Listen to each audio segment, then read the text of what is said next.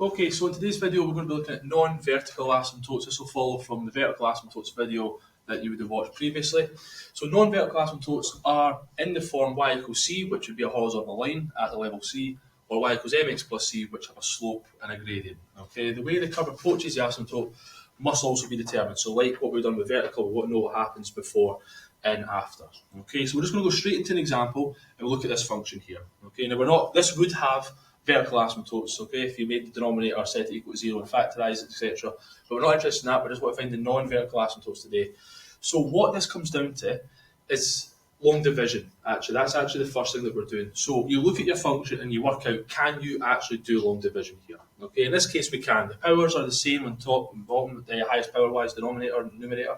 So therefore we can divide into each other. Okay, not all functions will be able to, but if we do long division, we can see how it's going to work. So we're going to divide the numerator by the denominator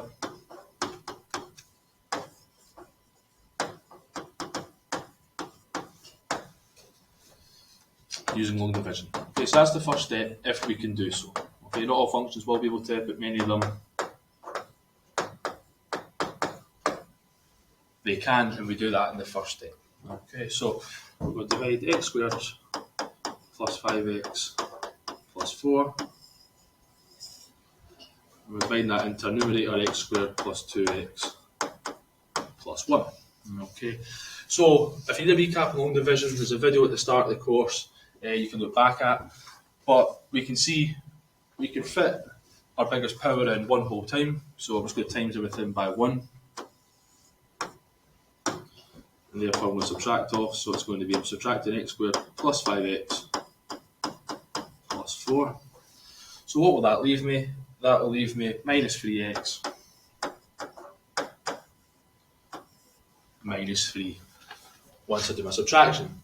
I can't do any more with the long division because my power that I'm dividing by is x squared now, which is bigger than what I've got, negative 3x minus 3.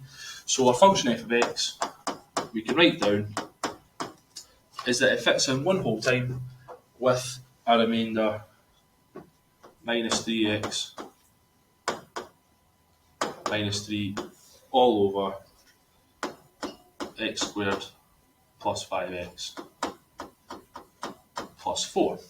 Okay, now I'm going to tidy that up just because it's got a lot of negatives kicking out, so I can take a negative out of both of the numerator parts, and I'm going to be left with 3x plus 3, which will just make my working a little simpler to do. Okay, so I've got that there. So basically, what's happening here is we're going to work out what happens either side of an asymptote, which means we're talking about all the way at negative infinity for the x value, all the way at positive infinity. Now, because our highest value or power of x is x squared, which is on the denominator, that's going to dominate the rest of the fraction, because obviously infinity squared is going to be much bigger than just infinity, for example. Okay, so that's going to be the thing that's going to dominate. What we're going to do, though, is we're going to divide the fraction by the highest power of x.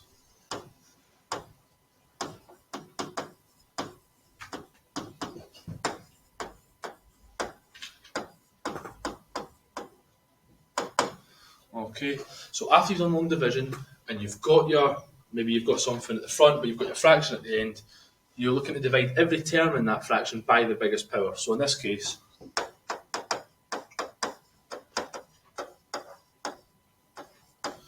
I'm dividing by x squared. Okay, I'm going to divide everything by my fraction by x squared. So my function f of x, it's not going to be 1 at the front, but I'm going to divide everything by x squared, so it's going to be 3 over x plus 3 over x squared. X squared divided by x squared is just 1. Then I'm going to have plus 5 over x plus 4 over x squared. Okay, so that makes it look a lot sort of messier, I would say, but there's a reason why we've done it.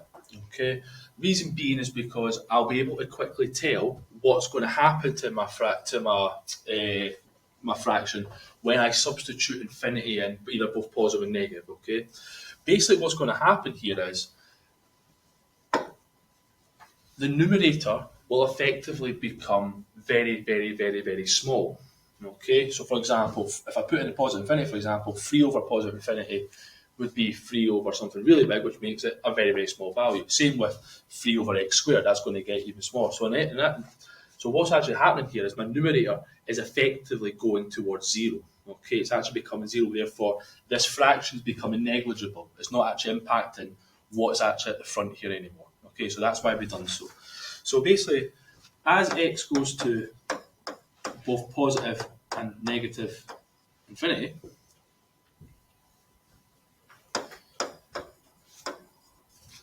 so large positive and negative is what we're saying here.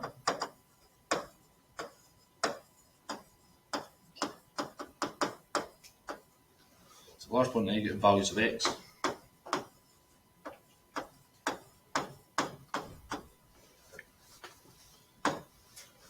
The values of 3 over x, 3 over x squared, 5 over x, and 4 over x squared, in this case, all tend to 0.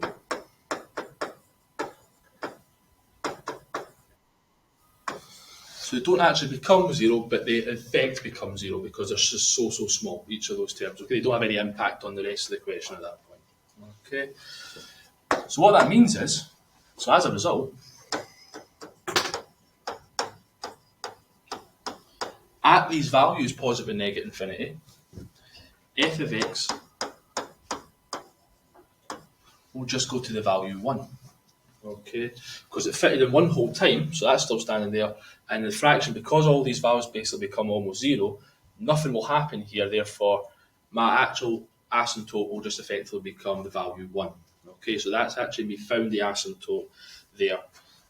In this case, it's a horizontal.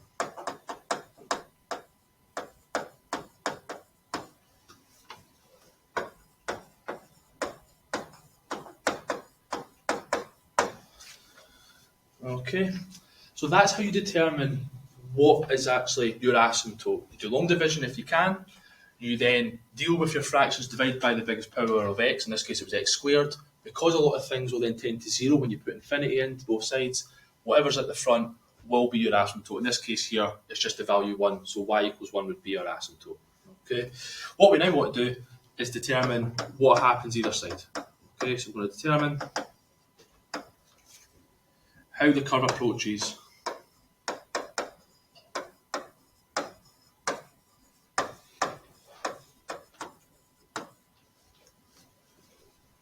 the asymptote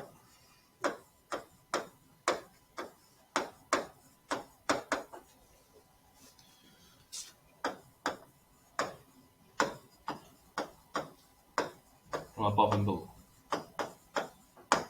What I mean by that is just positive and negative infinity. Okay, that's just what I mean by that there. Let's have a bit more space. Okay, so let's take off the first one. Let's take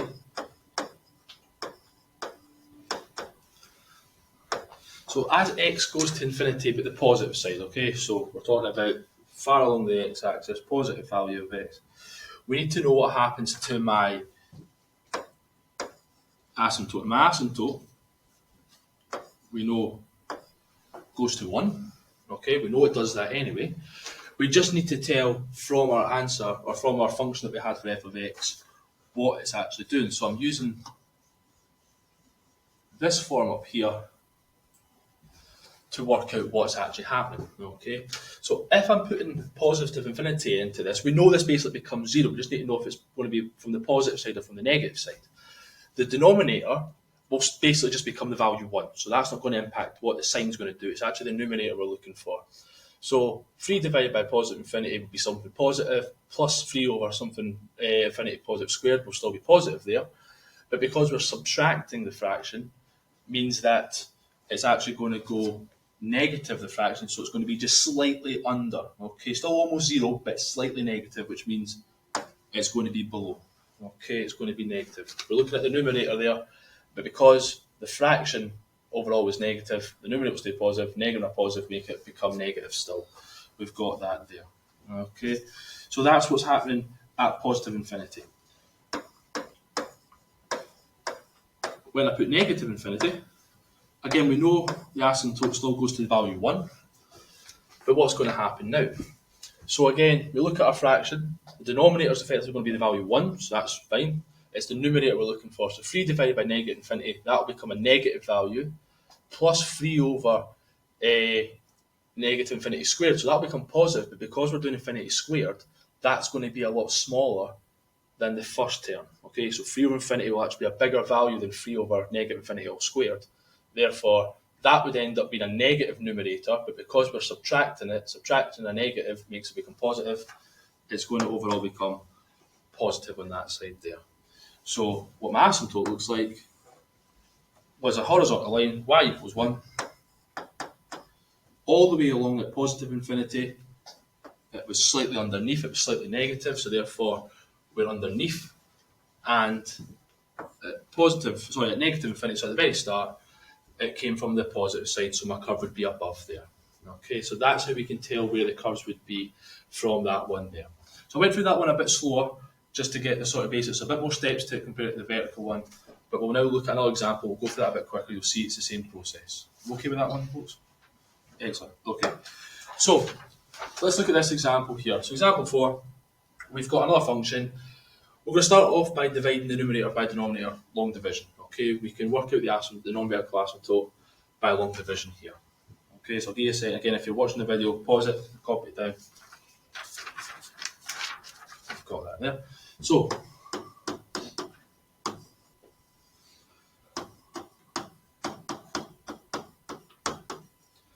first thing we do long division. Okay, so I'm going to multiply everything by x. That way I can make it become x squared plus 2x that I'm going to subtract off. What will that give me? That will give me 4x minus 2x will be 2x, and I've still got the minus 3. That's there. I can then multiply everything and divide by 2. So I'm going to times everything by 2. That way I'm going to get 2x plus 4 I'm going to subtract off. And that's going to give me 2x minus 2x is 0, negative 3 take away 4 will be negative 7. Okay, we've got that there. So what a function looks like this time. Okay, because fit in x plus 2. And then we've got a remainder, which is minus 7 over x plus 2. Okay, so we've got a slightly different answer this time. Okay, we've got f of x equals x plus 2 minus 7 over x plus 2 there. So what we'll do is we'll divide the fraction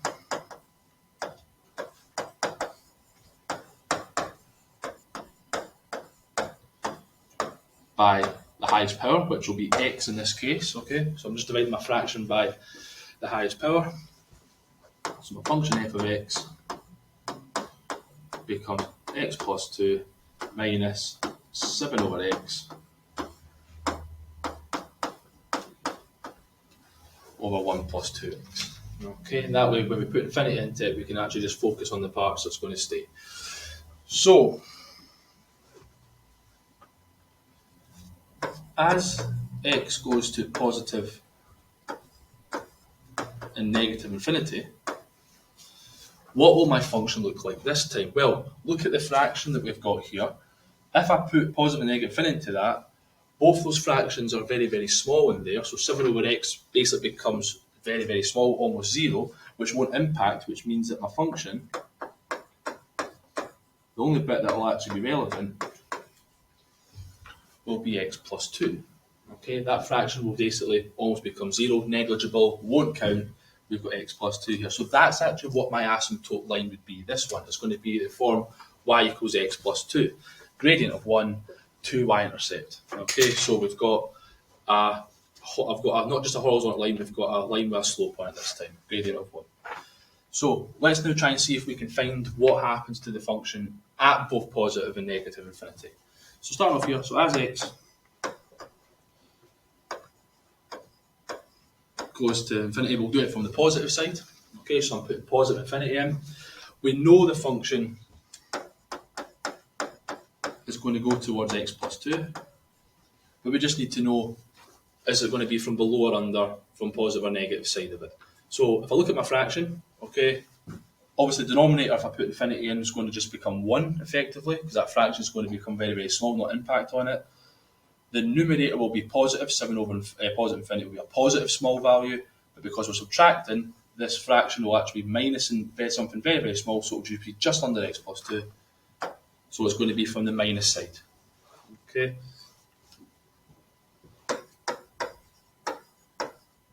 And if we go to negative infinity, okay, same idea. The denominator will basically just become 1 on that fraction. 7 over x, 7 over negative infinity will become a negative, very, very small value, but something negative on the top. But if I'm subtracting negative, I'm ending up adding it. It's going to be something slightly more positive than it. So it's going to be above it. It's going to be slightly larger than x plus 2. Okay. So what this one would look like would be a line with a slope, y equals x plus 2. At negative infinity, it was above, it was x plus 2, so we're talking about the curve being slightly above that line at that point. And at positive infinity, we have it just slightly below. Okay, and that's where the graphs would be at each of those points there. So hopefully there's a second example to show you. It's the same steps we're doing, and you're trying to get what your function would look like, and your fraction can just help you work out what side of the line you're going to be at. Okay, so one last example I'm going to do with you in the video, because we've not seen one that happens when we don't do long division at start, because we can. Okay, we'll show you just one very quickly just now.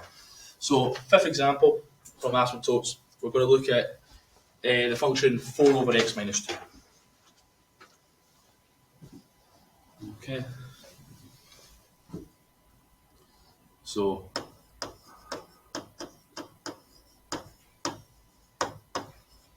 we can't do long division to start off. So we're actually just left with that function. There's nothing I can actually do with that. So what that actually means is that my asymptote will be y equals 0. It'll be a horizontal line, y equals 0. It doesn't fit into the function. The denominator doesn't fit into the numerator at all, so it fits in 0 times. That's my asymptote, y equals 0. Okay. What we'll do though, again, so divide by the highest power.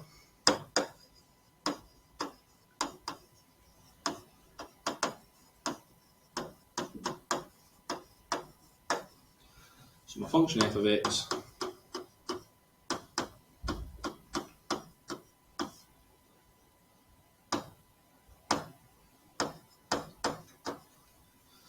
becomes 4 over x over 1 minus 2 over x there. Okay. So as x goes to both positive and negative infinity, well, you can actually see from my function as it looks, if I put positive or negative infinity in there, the numerator also must become 0, therefore we know it becomes 0. Okay, that's why that's happening. The numerator becomes almost 0. There's nothing in front of it, therefore my answer would just become 0 here. But what happens either side? Okay, so we'll start off with, as x starts off with positive infinity, we know it goes towards 0, but will be positive or negative. Okay, well, denominator, again, that will dominate because that's a value 1 minus something very, very small, so it was effectively just 1. 4 over something positive, infinity, will still be very, very small, but be positive, therefore it's going to be above. Okay, my fraction overall will be positive there. And as x goes to infinity from the negative side,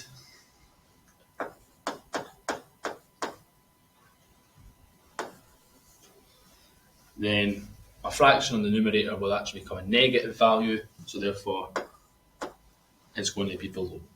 Okay, so what this asymptote looks like, y equals 0, at infinity, positive, it was above,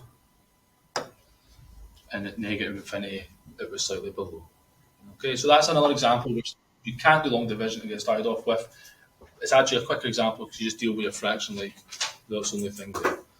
You okay with that?